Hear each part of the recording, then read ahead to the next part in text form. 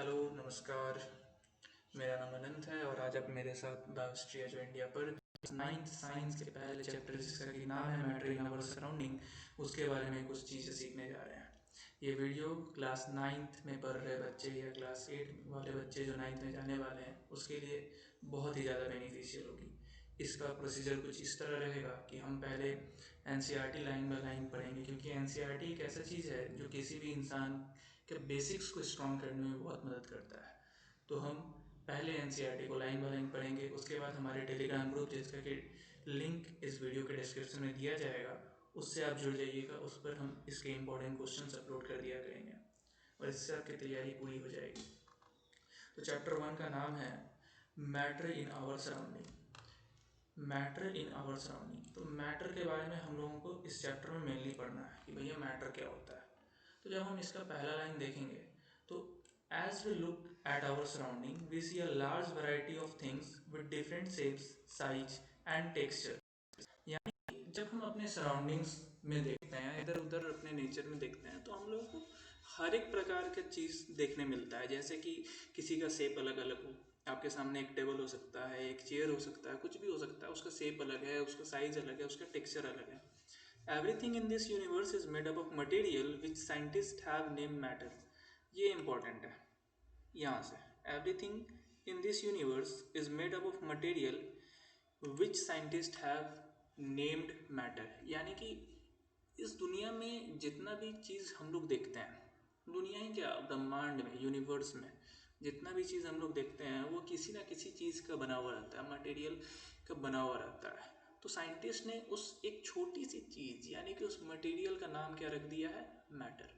अब इसके कुछ एग्जाम्पल्स आपके बुक में दिए हुए हैं, जैसे कि the air we breathe, the food we eat, stones, stars, plants and animals, even a small drop of water or a particle of sand. इसका मतलब क्या हुआ कि हम एक छोटी से छोटी चीज़ को ले लें या बड़ी से बड़ी चीज़ को ले लें। जैसे कि द एयर वी ब्रीथ, कितना हैवी अमाउंट में एयर प्रेजेंट है। द फूड वी ईट, बड़ा से बड़ा चीज़ है। और स्मॉल ड्रॉप ऑफ वाटर, छोटा से छोटा चीज़। हर एक चीज़ क्या है, matter. Everything is matter. Matter अब वो वाला मैटर नहीं कि आज मैंने उसके मार करके मैटर बना लिया, झगड़ा हो, वो वाला मैटर नहीं, ये मैटर है। We can also see as we look around that all the things mentioned above occupy space and have mass. In other words, they have both mass and volume. इसमें एक इम्पॉर्टेंट बात ये निकल के आता है कि जो भी चीज़ स्पेस ऑक्यूपाई करता है या उसके पास मास होता है वो मैटर है। ये इम्पॉर्टेंट चीज़ है जिसको आप लोगों को याद रखना है कि कोई भी चीज़ अगर स्पेस ऑक्यूपाई कर रहा है या उसके पास मास है या वॉल्यूम है, सिंपल वर्ड्स में कहें तो उसको हम लोग मैटर कह सकते हैं। अब कुछ अर्ली टाइम में देखें, since early times human beings have been trying to understood their surroundings. पहले के ज़माने के लोग, सही बात है, सराउंडिंग्स के बारे में जानना चाहते थे कि भैया हम सांस लेते हैं फिर वही सांस छोड़ देते हैं, क्या अंदर में कॉन्सेप्ट क्या है। तो मतलब अपने सराउंडिंग के बारे में जानना चाहते थे। Early Indian philosopher classified matters in the form of 5 basic element, the panch tatva. पंच तत्व क्या है, हवा, मिट्टी, अग्नि, वायु और जल। एयर, अर्थ, अर्थ मतलब मिट्टी, फायर, स्काई एंड वाटर।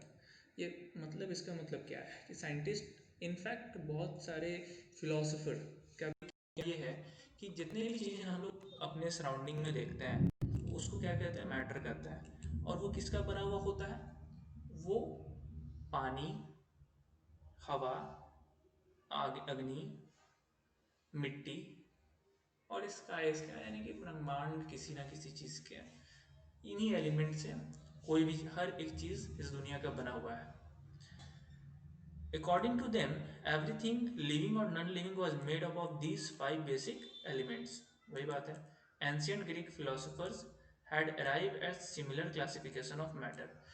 इसमें बहुत ही चौंकाने वाली बात थी कि जो मतलब पहले के जो फिलोसोफर थे, मतलब अर्ली इंडियन फिलोसोफर, जिन्होंने ये कॉन्सेप्ट दिया था कि जितने भी चीज़ें इस दुनिया में हम लोग देखते हैं वो पंच तत्व की बनी हुई है। उसी के साथ ही साथ में ज़्यादा अंतर नहीं था समय में, एंशियंट ग्रीक फिलोसोफर, मतलब कि ग्रीक के जो फिलोसोफर थे, पुराने ग्रीक के फिलोसोफर थे, वो भी इसी क्लासिफिकेशन में पहुंचे थे कि भैया यही चीज़ है, जो इंडियन है वो सही बोल रहे हैं, इनफैक्ट हमारा भी कंक्लूजन वही है। अब आगे क्या है, मॉडर्न डे के बारे में कुछ दिया हुआ, देखें क्या है। Modern day scientist have evolve two types of classification matter based on their physical property and chemical nature.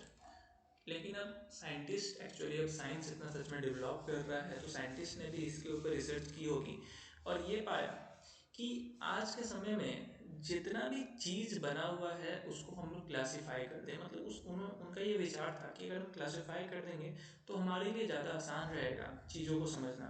तो उन्होंने क्लासीफाई करने के लिए क्या बेसिस निकाला, यार किसी भी चीज़ को हम क्लासीफाई करते हैं तो उसका कोई ना कोई बेसिक्स तो होना चाहिए ना। जैसे हम पानी को और दूध को क्लासीफाई करते हैं कि ये अलग अलग चीज़ है, तो कैसे क्लासीफाई करते हैं, इनका नेचर अलग है, फिजिकल नेचर अलग है, इनका कलर अलग है।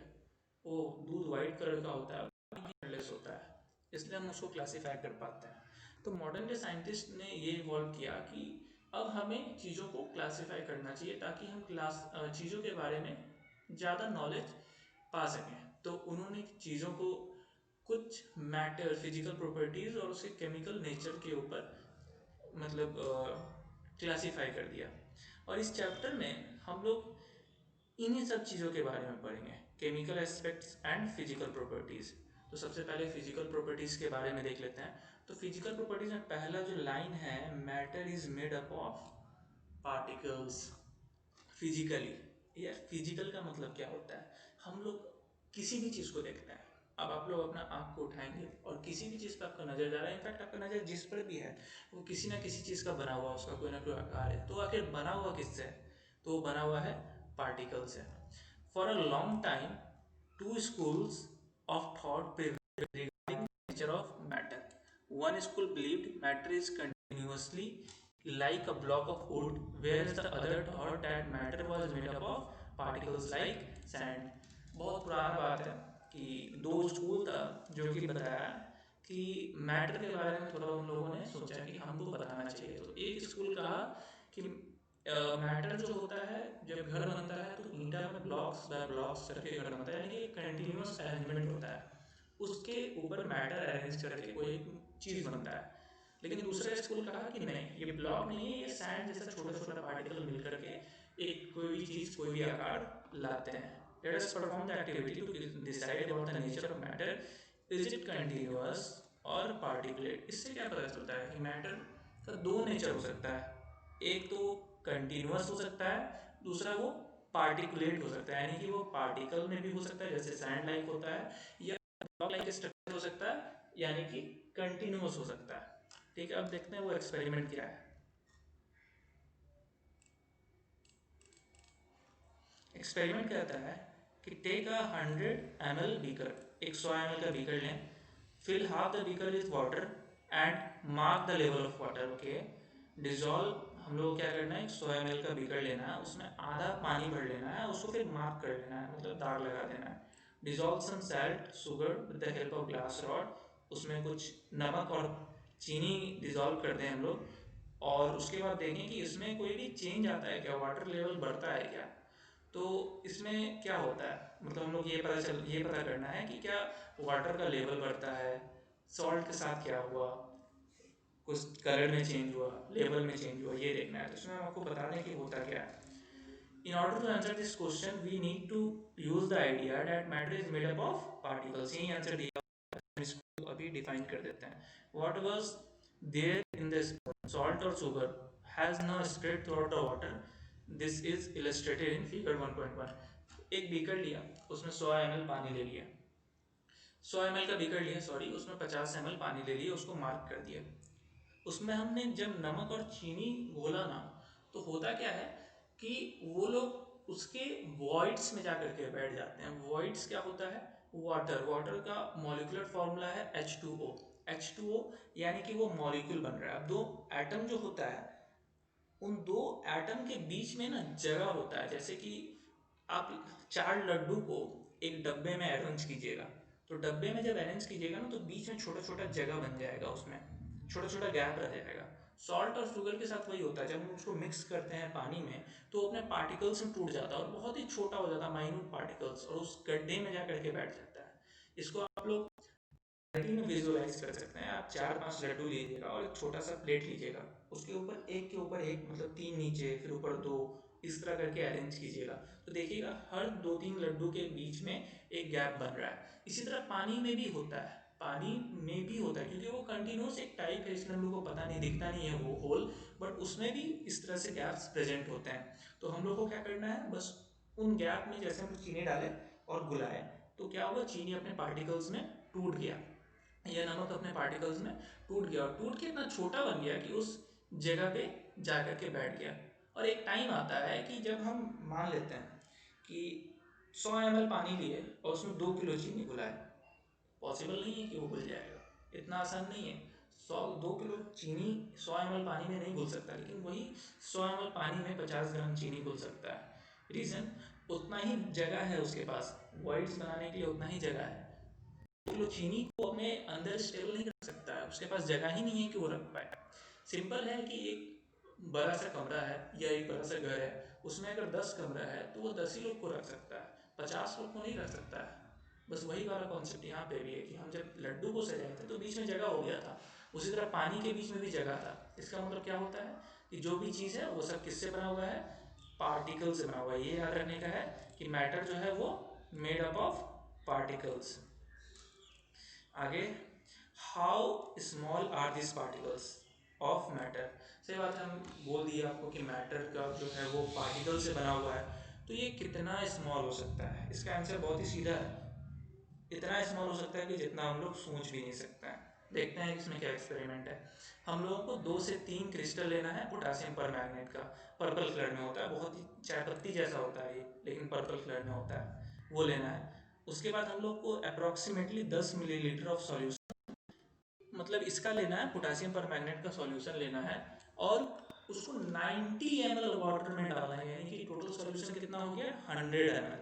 90 ml वाटर, 10 ml पोटासियम पर मैग्नेट, उसको हम लोगों को मिक्स करना है। और मिक्स करने के बाद जो 10 ml सॉल्यूशन उससे लेकर के फिर अगले बीकर में डालना है, फिर 10 ml लेकर के, देखिए डायग्राम देखिए, 100 ml पानी है, इसमें क्या किया, 10 ml पोटासियम पर मैग्नेट का सॉल्यूशन डाल दिया, उससे 10 ml ले लिया, ये 10 ml ले लिया, उससे 10 ml लेकर के दूसरे तीसरे बीकर में डाल दिया, उसके बाद ये चौथे बीकर में डाल दिया, फाइनली लास्ट 5वें बीकर में डाल दिया। सब में क्या था, पानी, सब में पानी था, पोटासियम पर मैग्नेट नहीं था, लेकिन क्या किया कि एक में पोटासियम पर मैग्नेट डाला, फिर वो पोटासियम पर मैग्नेट इसमें डाला। फिर से बताते हैं इसको। यहाँ मैंने एक पानी लिया, पानी में क्या किया, मैंने कुछ पोटासियम पर मैग्नेट के क्रिस्टल्स डाल दिए, पानी पर्पल कलर का हो गया। अब थर्ड बीकर जो है, थर्ड बीकर में केवल पानी था, तो सेकंड बीकर का मैंने ग्लास एक ग्लास जार का पानी उठा करके इसमें डाल दिया, इसको फिर मिक्स किया, तो ये भी देखा कि ये स्लाइटली पर्पल हो गया, इतना पर्पल तो नहीं हुआ लेकिन कुछ पर्पल हो गया। फिर इससे भी ग्लास रॉड से पानी उठा करके इसमें डाल दिए, और ये भी थोड़ा देखे कि पर्पल हो गया, इतना पर्पल नहीं, देखिए पर्पल का स्ट्रेंथ घटता जा रहा है, लेकिन फिर भी पानी पर्पल हो रहा है। इसका मतलब यही है कि जो क्रिस्टल्स हैं वो बहुत ही छोटे हैं, और छोटे हैं वो बार बार सर्कुलेट भी कर रहे हैं एक जगह से दूसरे जगह, यही इनके कहने का मतलब है। ये experiment shows that just a few crystals of potassium permanganate can color a large volume of water about 1000 litre. सही बात है कि यहाँ पे ना 1 2 3 4 5 बीकर है, यानी कि 500 ml, यानी कि आधा लीटर जो जरूर है, केवल एक छोटा सा क्रिस्टल इतना बड़ा वॉल्यूम को, मतलब उतना बड़ा वॉल्यूम के फिजिकल प्रॉपर्टी में चेंजेस ला सकता है, कलर चेंज कर सकता है।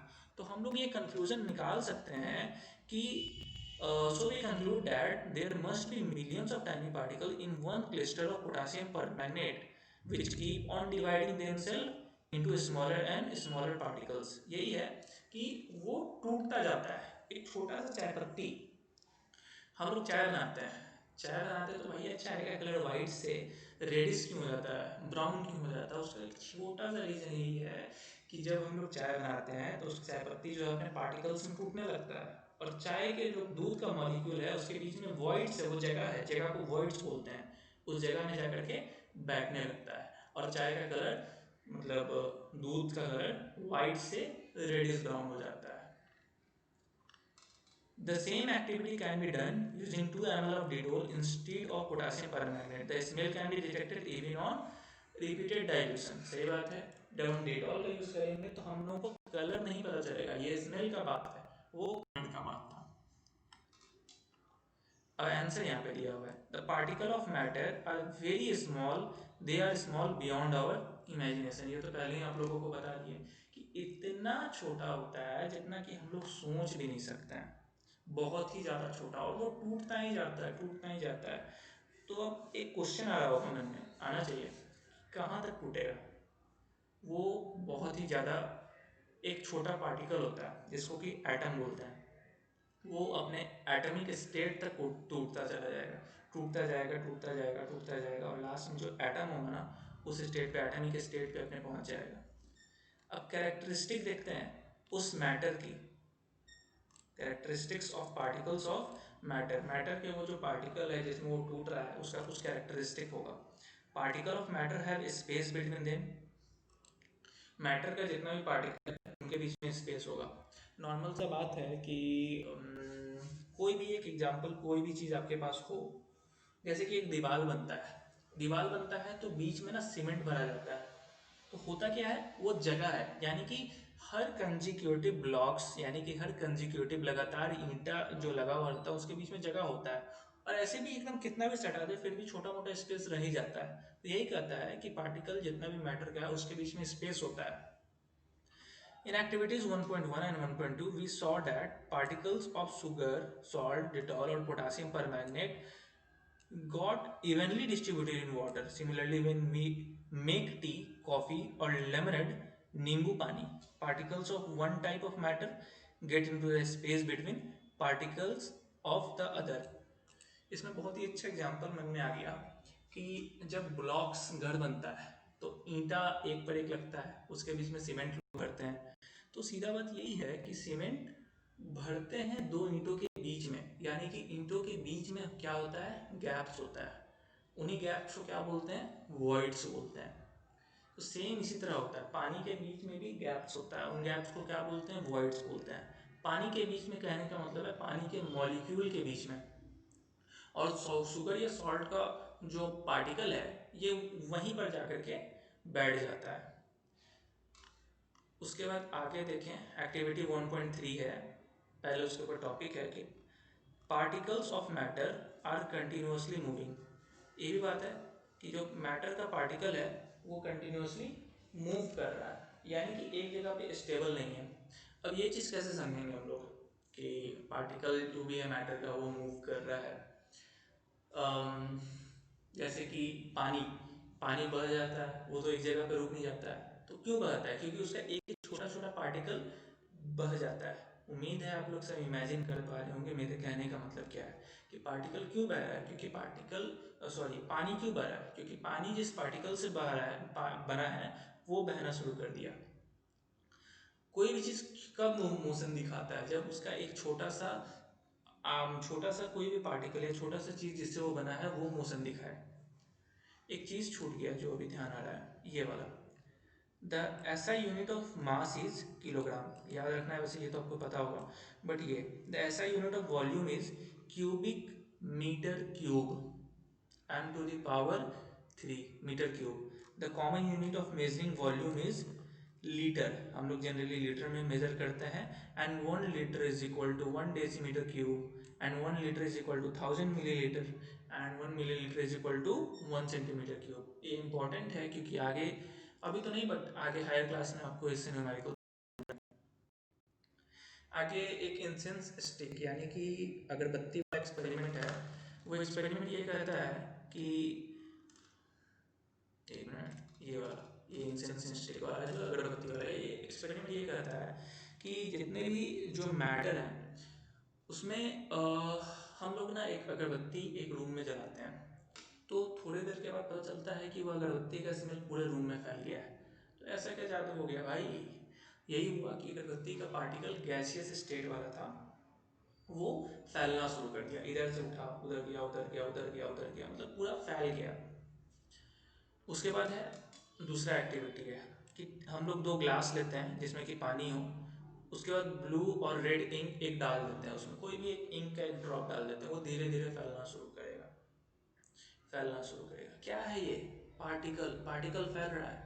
हम तो आपको सीधा बताया ना कि पानी क्यों मूव करता है, पानी क्यों गिर जाता है, क्योंकि उसका पार्टिकल मूव कर रहा है। सेम इंक जो है, इंक क्यों फैल जा रहा है, क्योंकि उसका पार्टिकल मूव कर रहा है। इंसेंस स्टिक यानी कि अगरबत्ती क्यों फैल जाता है, क्योंकि अगरबत्ती जिस पार्टिकल से बना है वो इजीली मूव कर जा रहा है।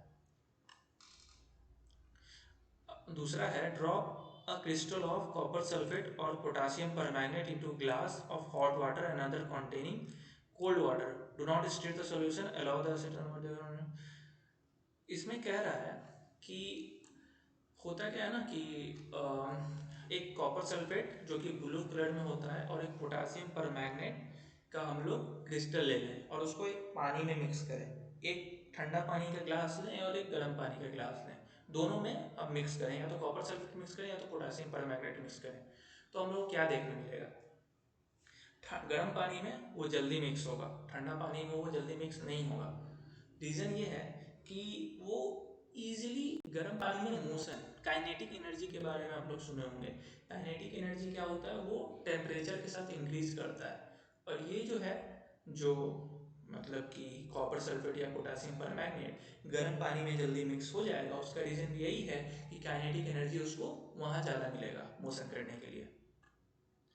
उसके बाद आगे देखें तो particles of matter are continuously moving, that is they possess what we call the kinetic energy. वही कॉन्सेप्ट है भैया कि काइनेटिक एनर्जी उनके पास होता है। दो तरीके का एनर्जी होता है, एक होता है पोटेंशियल एनर्जी, एक होता है काइनेटिक एनर्जी। और हर इंसान, हर सामान, हर चीज़ जो इस दुनिया में है उसके पास इन दोनों में से कोई ना कोई एक एनर्जी ज़रूर होगा, या तो काइनेटिक एनर्जी होगा या पोटेंशियल एनर्जी होगा। अब हम लोग पता कैसे करेंगे इसके पास काइनेटिक एनर्जी है या इसके पास पोटेंशियल एनर्जी है? जो भी चीज़ मूव कर रहा है उसके पास काइनेटिक एनर्जी है, जो भी चीज़ मूव नहीं कर रहा है, एक जगह पे रेस्ट पर है, उसके पास पोटेंशियल एनर्जी है। यानी कि पार्टिकल ऑफ मैटर जो कि कंटिन्यूसली मूव कर रहा है तो उसके पास कोई ना कोई एनर्जी है। एनर्जी है तभी वो मूव कर रहा है भैया, वरना सो जाता है। जैसे हम लोग थक जाते हैं तो सो जाते हैं। तो उस एनर्जी को क्या नाम दें? उस एनर्जी को नाम दें काइनेटिक एनर्जी। तो आज हम लोग को पता चल गया कि ये रिश्ता क्या कहलाता है, ये रिश्ता काइनेटिक एनर्जी कहलाता है। ठीक है, आगे चलते हैं। एज द टेम्परेचर राइजेस, जैसे टेम्परेचर बढ़ जाता है particle move faster, so we can say that with increase the temperature the kinetic energy of the particle also increases. जो हम कहे थे कि भैया टेम्परेचर बढ़ा, सीधा सीधा सब कुछ निकाल दें माइंड से। इतना याद रखना है कि कोई भी चीज़ है, मैटर है, मटेरियल से बना हुआ है, पार्टिकल से बना हुआ है, पार्टिकल कंटिन्यूसली मूव कर रहा है। मूव करने के लिए उसके पास एक एनर्जी चाहिए, उस एनर्जी को बोलते हैं काइनेटिक एनर्जी। और काइनेटिक एनर्जी टेम्परेचर के इंक्रीज करने के साथ साथ बढ़ता है।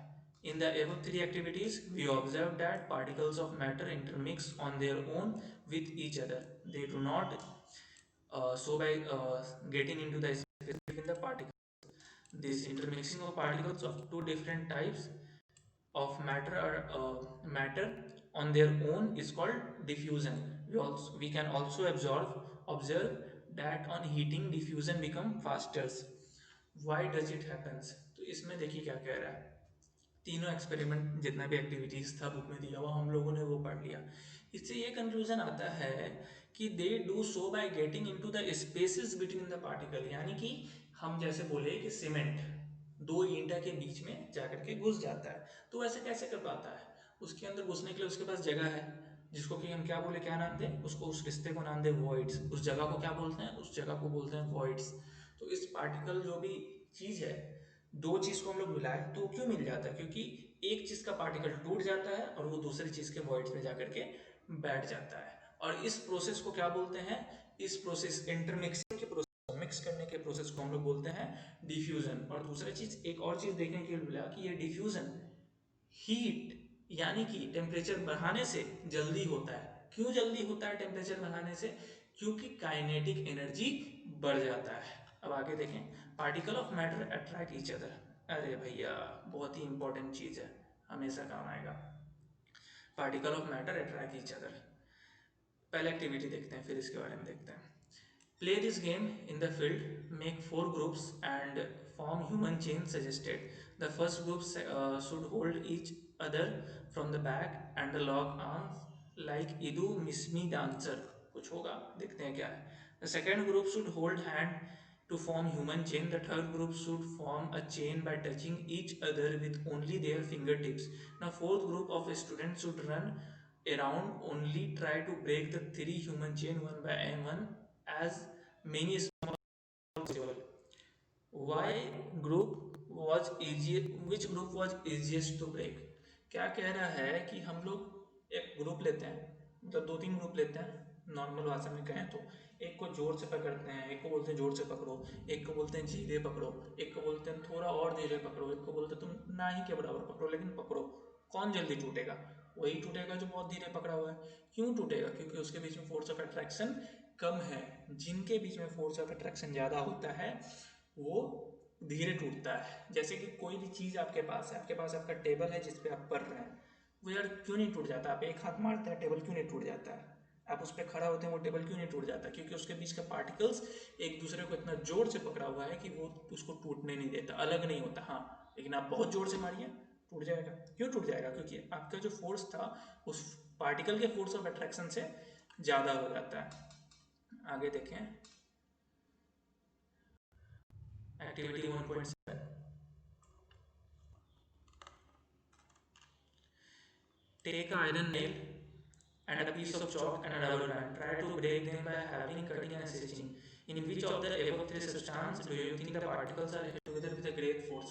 किस में लगता है? आयरन नेल में लगता है। क्यों? क्योंकि उसका पार्टिकल्स एक दूसरे को बहुत ही जोर से पकड़ा हुआ है। नहीं जाने देंगे। ये बरसों का मेरा मेहनत है, ये मेरा प्यार है, इसको हम नहीं जाने दे सकते हैं। इतना जोर से पकड़ा हुआ होता है। लेकिन अब लाइए, आप आड़ी लाइए, आगे से काट लीजिए, क्या जाता है? आपके पास भी दिमाग है। एक्टिविटी 1.8 देखते हैं। Take some water in a container, try to cutting the surface of water with your fingers, were you able to cut the surface of water. सही बात है कि आप एक पानी का जार लीजिए और उसको हाथ से काटने का कोशिश कीजिए, आप काट पाइएगा? कटेगा, फिर वो चिपक जाएगा, चिपकूगा एकदम ही सब। कि अलग तो होता है लेकिन फिर चिपक जाता है। मतलब फोर्स ऑफ अट्रैक्शन है लेकिन थोड़ा कमजोर है। अट्रैक्शन है तभी तो चिपक जाएगा ना। अब बोलिएगा कि सॉलिड में क्यों नहीं चिपक रहा है? तो सॉलिड में नहीं चिपकने का एक अलग रीज़न है उसका। वो थोड़ा ढीठ टाइप का होता है कि हम, तुमने मुझसे रिश्ता तोड़ दिया, मैं तुमसे कोई रिश्ता नहीं रखूंगा, उस टाइप का सॉलिड होता है। लेकिन लिक्विड क्या होता है? लिक्विड यानी कि पानी, वो क्या होता है? कोई बात नहीं, टूटा फिर जोड़ेंगे, टूटा फिर जोड़ेंगे, ये फेविकॉल का जोर है, टूटता जोड़ता वाला रहता है। ठीक है। The above three activities one suggested that particles of matter have force acting between them. The force keep the particle together. The strength of this force of attraction varies from one kind of matter to another. सही बात है। कुछ question है, इन सारे question को एक साथ एक वीडियो में हम लोग कंपाइल कर देंगे। अभी आगे चलते हैं। अब मेन यहाँ से चैप्टर शुरू होता है जो कि आप लोगों को बहुत समय तक काम आने वाला है। ये सब कॉन्सेप्ट, स्टेट्स ऑफ मैटर। पहले मेरा बात सुनिए कि तीन स्टेट मैंडेटरी है पढ़ना, और उसके बाद भी स्टेट है बट उसका भी जरूरत नहीं है। तीन स्टेट मैंडेटरी है पढ़ना। पहला स्टेट है सॉलिड, दूसरा स्टेट है लिक्विड, एंड तीसरा स्टेट है गैसियस। ठीक है, तो देखते हैं आज कहाँ तक हो पाता है, बट आज ट्राई करते हैं ज़्यादा से ज़्यादा कवर कर पाएँ। तो स्टेट्स ऑफ मैटर क्या है? हम लोग देखते हैं पानी और टेबल, इन दोनों को हम कैसे डिफ्रेंशिएट करेंगे। वो हार्ड है, पानी सॉफ्ट है। वो सॉलिड है, ये लिक्विड है। क्यों? क्योंकि उसका फोर्स ऑफ अट्रैक्शन ज़्यादा है। किसका? सॉलिड का ज़्यादा है। और लिक्विड का फोर्स ऑफ अट्रैक्शन कम है। वो इजली ब्रेकेबल है, लेकिन इजली वो जॉइंट भी कर जाता है। और सॉलिड अगर एक बार टूट गया तो वापस जॉइंट नहीं हो पाता है। ठीक है, और तो स्टेट्स ऑफ मैटर के बारे में देखते हैं। Observe the different types of matter around you. हम लोग डिफरेंट डिफरेंट टाइप के मैटर अपने तरफ देखते हैं। तो what are in different states? We can see that matter around us exists in three different states: solid, liquid, and gas. These states of matter arises due to the variation in the characteristics of particles of matter. कोई ज़रूरत नहीं है सब पढ़ने का, आगे जाते हैं। सॉलिड है कि सॉलिड के बारे में कुछ कुछ बताया है कि क्या होता है, तो इसमें कुछ है नहीं, वैसे पढ़ लेते हैं। कलेक्ट द फॉलोइंग आर्टिकल्स, जैसे कि एक पेन ले लिए, एक बुक ले लिए, एक नीडल ले लिए, एक पीस ऑफ वुडन स्टिक ले लिए। उसके बाद हम लोग क्या किए? Sketch the shape above the particles in your notebook and moving with a pencil around them. Do all these have definite shape, distinct boundaries and fix volume? What happens if they are hammered or pulled or drop? Are these capable of diffusing into each other? They try compressing them by applying force. Are you able to compress them? उसको question पूछा है कि जैसे आप मान लेते हैं एक पेन लेते हैं, तो उसका क्या शेप, मतलब जितना भी पेन है सबका शेप एक जैसा होता है? नहीं होता, अलग अलग होता है। वॉल्यूम एक जैसा फिक्स है, ऐसा जरूरी नहीं है। लेकिन क्या हम इसको तोड़ सकते हैं, मतलब हैमर करके इसके साथ क्या इफेक्ट होगा? तो वो टूट जाएगा। वो गिरेगा तो क्या होगा? जोर से गिरेगा तो कुछ हो सकता है, बट धीरे गिरेगा तो कुछ नहीं होगा। Are this capable of diffusing into each other? क्या तुम दो पेन को मिला दोगे क्या? नहीं, मतलब एक का ढक्कन है, एक का बॉडी मिला दिए बस हो गया, ऐसा पॉसिबल है? नहीं है। हम उसको कंप्रेस कर सकते हैं क्या? नहीं कर सकते हैं।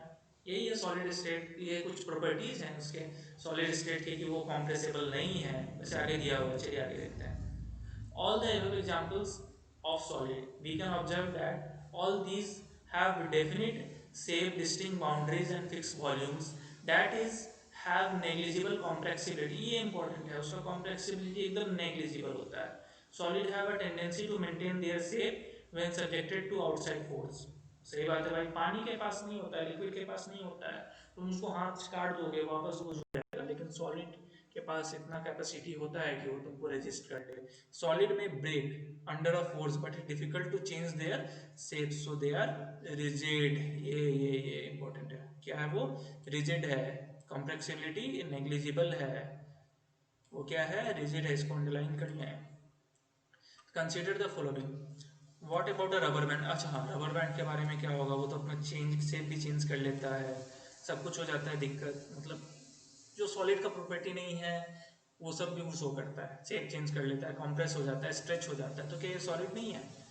उसका शुगर एंड सॉल्ट के बारे में क्या है? ये लोग तो अपना शेप ही चेंज कर लेता है, जब पानी में मिलाते हैं तो पार्टिकल्स में टूट जाता है। सॉलिड तो ऐसा नहीं है, तो क्या ये भी सॉलिड? इसको नहीं माने। स्पंज के बारे में क्या कहना है? इसको तो हम लोग कंप्रेस कर लेते हैं, तो क्या ये सॉलिड नहीं है? इसका रिजल्ट क्या है? अ rubber band changes a shape under a force and regain the shape, same shape when the force is removed. If excessive force is applied it breaks. भैया ठीक है, वो अपना शेप चेंज करता है, लेकिन वो वापस अपने शेप में भी तो आ जाता है। और ऊपर से ज़्यादा फोर्स में वो टूट जाता है, लेकिन लिक्विड ज़्यादा फोर्स में टूटेगा नहीं? टूटेगा। लिक्विड हमेशा चेंज करेगा वापस आएगा, चेंज करेगा वापस आएगा। उसका तो लिक्विड जो है वो मिक्स भी हो सकता है, लेकिन ये रबर मिक्स होगा क्या? नहीं होगा, उसको फिर बांधना ही पड़ेगा। The shape of each individual sugar or salt crystal remain fixed whether we take it in our hand, put it in a plate or in a jar.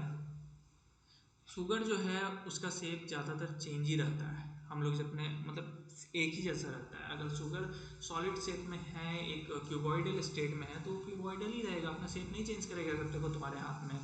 अब तुम उसके ऊपर एक्सपेरिमेंट करोगे तो भाई क्यों ना वो चेंज, क्यों नहीं चेंज होगा? वो तो होगा, सीधा बात है। Sponge has a minute holes in which air is trapped, when you press the air is expelled out and we are able to compress it. अब स्पंज का बात करें तो स्पंज भी अपना शेप को चेंज नहीं करता, लेकिन स्पंज के पास क्या होता है ना, पोर्स होते हैं, छेद होती है जिसमें एयर्स रहता है भरा हुआ। जब हम लोग दबाते हैं तो बस वो एयर निकल जाता है, अपना शेप थोड़ी ना चेंज कर रहा है, वो तो एयर की वजह से खुला हुआ है। दबाते हैं तो वो अपने शेप में उल्टा आ जाता है। अब लिक्विड स्टेट के बारे में देखते हैं। पहला एक्टिविटी है लिक्विड का, लेकिन चैप्टर का 10वां एक्टिविटी है। देखें क्या है। हम लोग को वाटर लेना है, करू तेल लेना है, दूध लेना है, जूस लेना है, कोल्ड ड्रिंक लेना है। एक कंटेनर लेना है, मतलब एक नहीं बहुत ही अलग अलग शेप का, 50 ml मार्क कर देना है सब में।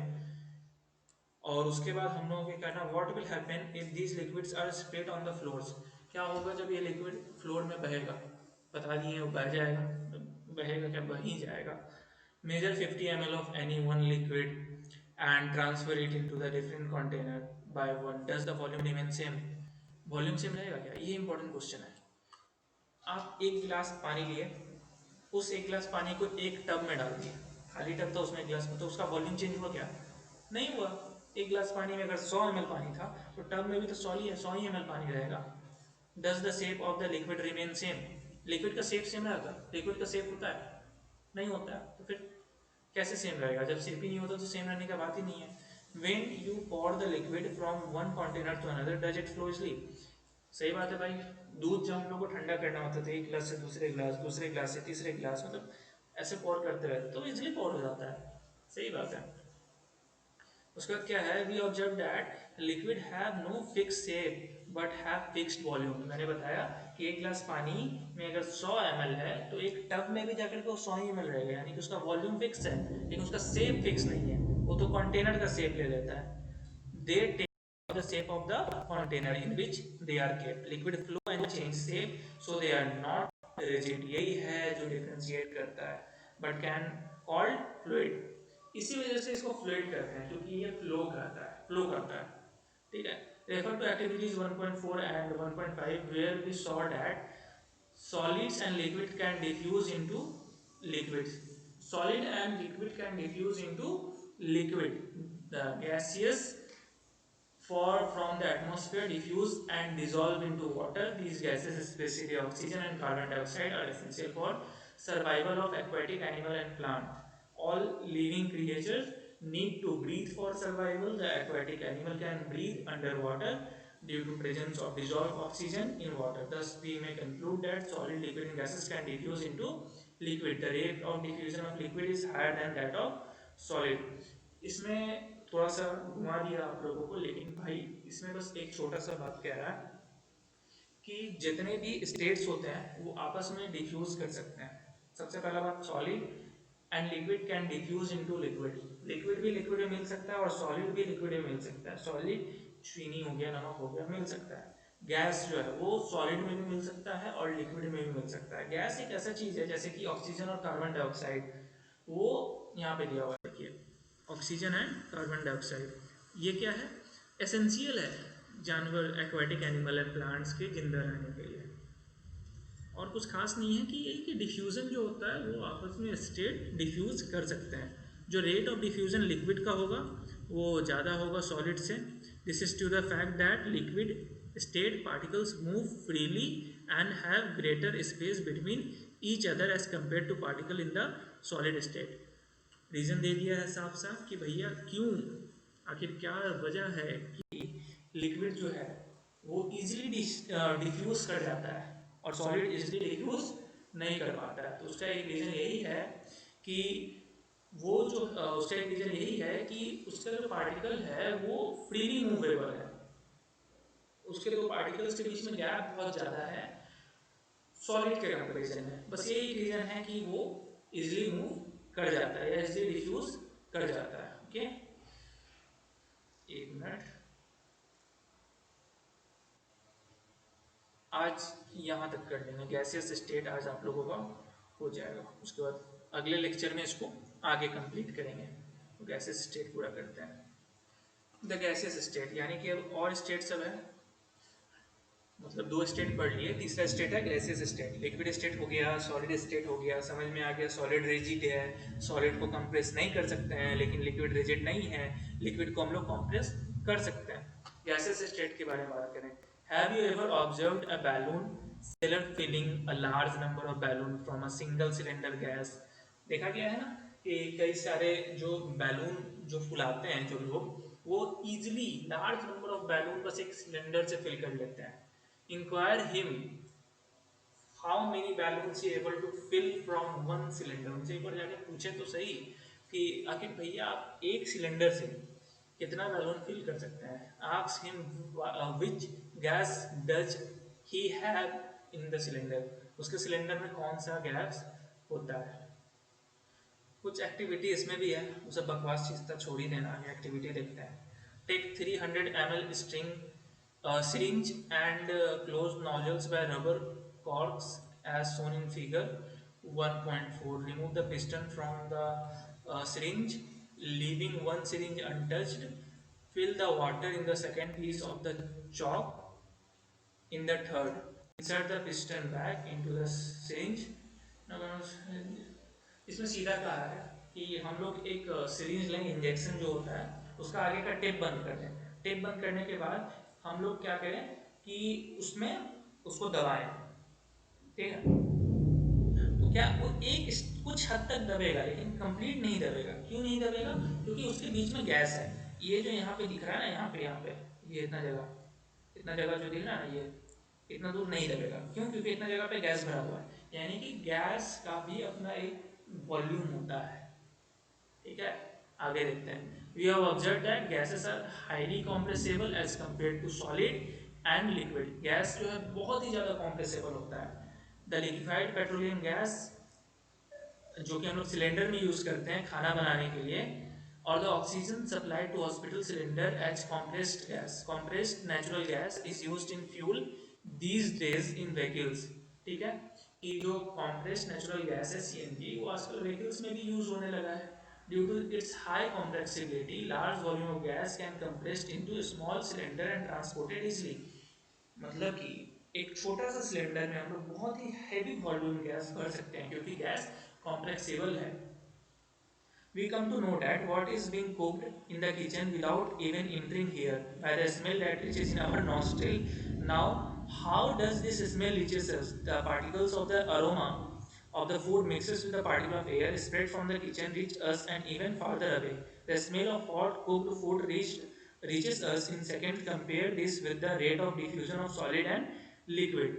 क्या होता है कि जब खाना बनता है तो हम लोग को दूर से ही पता चल जाता है कि आज खाने में ये बन रहा है। कैसे पता चलता है?